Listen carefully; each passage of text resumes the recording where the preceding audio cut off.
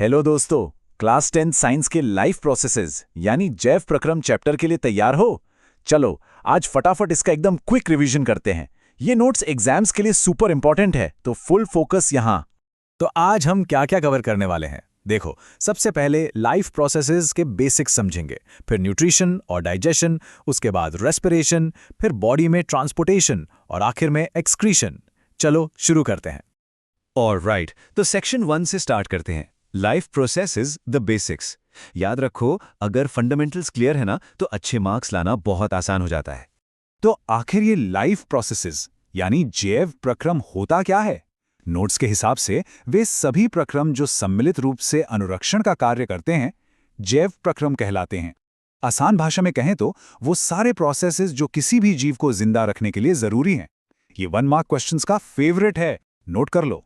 और पता है क्या, पूरा का पूरा चैप्टर बस इन्हीं 4 मेन प्रोसेसेस के आसपास घूमता है: न्यूट्रिशन, रेस्पिरेशन, ट्रांसपोर्टेशन और एक्सक्रीशन। हम एक एक करके इन सबको आराम से समझेंगे।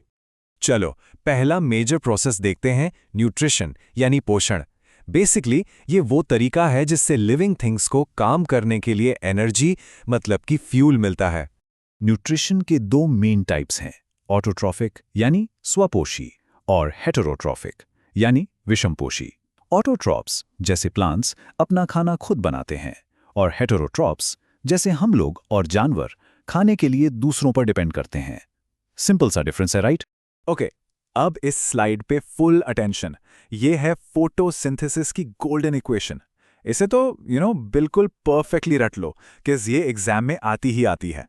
सनलाइट और क्लोरोफिल के प्रेजेंस में कार्बन डाइऑक्साइड और पानी मिलकर ग्लूकोज, ऑक्सीजन और पानी बनाते हैं।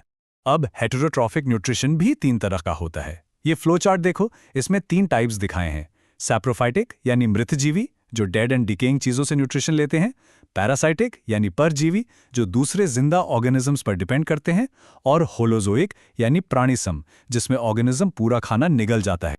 अब ये अमीबा वाला डायग्राम देखो, कितना क्लियर है ना। ये दिखाता है कि होलोजोइक न्यूट्रिशन कैसे काम करता है। पहले वो अपने स्यूडोपोडिया से खाने को घेर लेता है, फिर उसे फूड वैक्यूल में डाइजेस्ट करता है और आखिर में वेस्ट को बाहर निकाल देता है। हम ह्यूमंस की बात करें तो प्रोसेस थोड़ा सा कॉम्प्लेक्स है और इन 5 स्टेजेस में होता है: इंजेशन, डाइजेशन, अब्जॉर्प्शन, असिमिलेशन और इजेशन। ये सीक्वेंस एग्जाम में बहुत पूछते हैं, तो इसको आगे पीछे मत करना। और ये आ गया सबसे इंपॉर्टेंट डायग्राम्स में से एक, ह्यूमन डाइजेस्टिव सिस्टम। भाई ये 5 मार्क क्वेश्चन के लिए पेट टॉपिक है एग्जाम सेटर्स का। खाने का रास्ता देखो, माउथ से स्टमक, फिर स्मॉल इंटेस्टाइन और फिर लार्ज इंटेस्टाइन। लिवर और पैनक्रियाज जैसे ऑर्गन्स भी इसमें हेल्प करते हैं। इस डायग्राम की प्रैक्टिस तो जरूर कर ले। चलो अब अगले टॉपिक पे चलते हैं, रेस्पिरेशन यानी श्वसन। ये वो प्रोसेस है जिससे डाइजेस्ट हुए खाने से एनर्जी रिलीज होती है। ये सिर्फ सांस लेना छोड़ना नहीं है दोस्तों, ये एक केमिकल प्रोसेस है। एनर्जी प्रोडक्शन में कितना बड़ा डिफरेंस है, यहाँ देखो। एरोबिक रेस्पिरेशन जो ऑक्सीजन के प्रेजेंस में होता है, बैम 38 एटीपी मॉलिक्यूल्स, और एएनारोबिक रेस्पिरेशन जो ऑक्सीजन के बिना होता है, उसमें सिर्फ 2 एटीपी। देख रहे हो फर्क? ये टेबल वाला क्वेश्चन तो एग्जाम का फेवरेट है। डिफरेंशिएट बिटवीन एरोबिक और एनारोबिक रेस्पिरेशन। एरोबिक में ऑक्सीजन होता है, फूड का कंप्लीट ब्रेकडाउन होता है और एनर्जी ज्यादा निकलती है। एनारोबिक में ठीक इसका उल्टा। ये फ्लो चार्ट ग्लूकोज के ब्रेकडाउन का पूरा सफर दिखाता है। पहले ये पायरूवेट में कन्वर्ट होता है, फिर अगर ऑक्सीजन है तो आगे की कहानी अलग है, जिसमें कार्बन डाइऑक्साइड और पानी बनता है, और अगर ऑक्सीजन नहीं है तो एंड प्रोडक्ट बिल्कुल अलग है, जैसे कि इथेनॉल। ऑलराइट, अब आते हैं बॉडी के डिलीवरी सिस्टम पे, यानी ट्रांसपोर्टेशन। ये सर्कुलेशन सिस्टम ऑक्सीजन और न्यूट्रिएंट्स को सेल्स तक पहुंचाता है और वेस्ट को वहां से हटाता है। जैसा इन नोट्स में दिखाया गया है, हमारे ट्रांसपोर्ट सिस्टम के 3 मेन हीरो हैं, ब्लड वेसल्स और हार्ट। ये तीनों मिलकर ही पूरा सिस्टम चलाते हैं।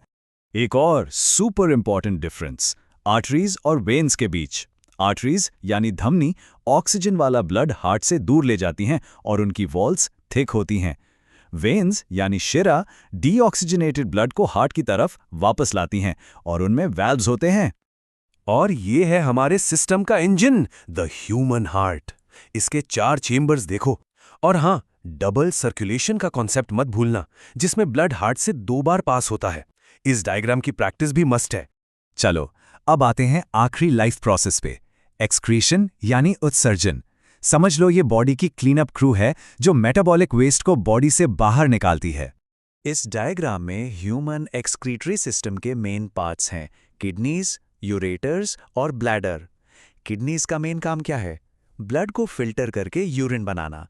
तो इन सब से हमने क्या सीखा? की टेकअवे क्या है? ये सोचो कि ये चारों प्रोसेसेस, न्यूट्रिशन, रेस्पिरेशन, ट्रांसपोर्टेशन और एक्सक्रीशन, ये सब एक टीम की तरह काम करते हैं। एक के बिना दूसरा अधूरा है। जिंदा रहने के लिए सब के सब जरूरी हैं। तो ये था इस चैप्टर का एक क्विक रिवीजन। दोस्तों, इन डायग्राम्स, खासकर डाइजेस्टिव सिस्टम, हार्ट और एक्सक्रीटरी सिस्टम के डायग्राम्स को और सारे टेबल्स को अच्छे से रिवाइज कर लेना। आपके एग्जाम्स के लिए ऑल द बेस्ट। फोड़ के आना।